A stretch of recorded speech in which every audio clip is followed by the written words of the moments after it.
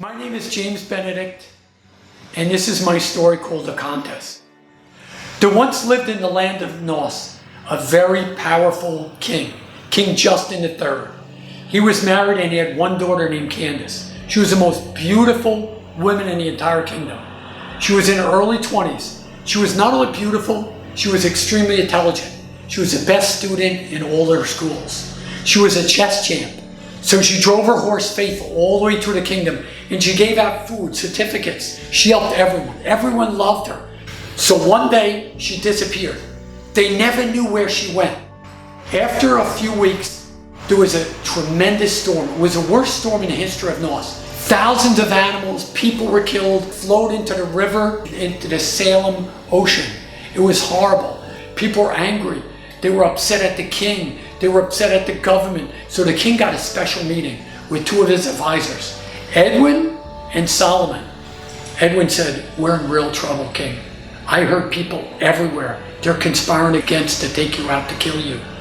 And he said to Solomon, "Dear Solomon, what should we do to prevent this happening again?" 1/4 of all the people died in the land. Pop-up shelters, medical shelters where we could help people. We need to get hired doctors, nurses. We need construction workers to make sure all these buildings are in place. We will take care of whatever you need. Medical buildings, pop-up buildings everywhere. And they got metal gratings over the river all over. They had hooks. A storm bigger than the first storm happened. No people died. There was a celebration all over the kingdom.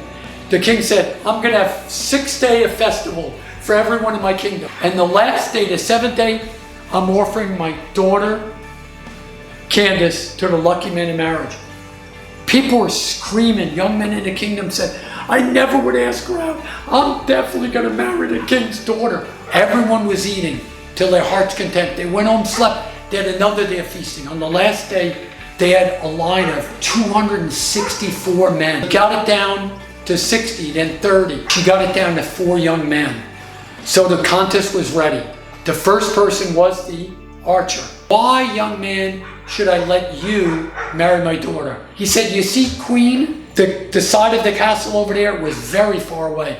My assistant's going to put a target on it, and he's going to hit that pin in the middle of it, all the way from here."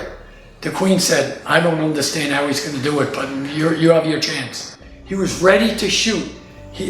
One person said, "He's never missed. He's perfect. He'll never miss." So he got his bow and arrow ready. And just when he was ready to hit, an older man, Mrs. Gaizo, tapped him on the shoulder. And the arrow shot in the wrong direction. And someone said, "It's your dog, king." An arrow pierced the king's dog right in his stomach. The king's dog lay down right in front of the king. The king in a fury said, "10 years in jail for you at least." The next person was the artist. He said, "I'm going to paint the bottom of the castle. It's only a small path of grass, and you have the man-eating alligators." Then he painted snakes and dogs and cats and elephants and giraffes. It was a beautiful painting around, with all the time the alligators were snapping right under him, ready to eat him up. But he did almost the whole painting. A part of the front of the castle wasn't done. The king said, 99. He said, 99, I'm going to marry Candice. I'm going to marry Candice. He was so happy. It was a great day for him. The next person to go was the craftsman. "I'm going to carve 4 huge poles, like totem poles. I'm going to carve out and make all kinds of beautiful scenery." He started cutting. He missed one tree and he cut his finger off. His finger was bleeding. Blood was all over. And he said, "What do you need? What do you want, king? I'll leave. I failed." He said, "You got a 99. Everyone said, "Ooh, ooh." The whole crowd said. He said, "Why did he get a 99? He said, "Look at the effort he put in. He cut his finger off to marry my daughter. He gets a 99 too." And what are you going to do? The last man was a muscle man. He was 7'4", 390 pounds. His whole race was gigantic. He said, "I'm going to go in a big metal globe, enormous metal globe, and I'm going to run inside the globe with a huge log this big on my back.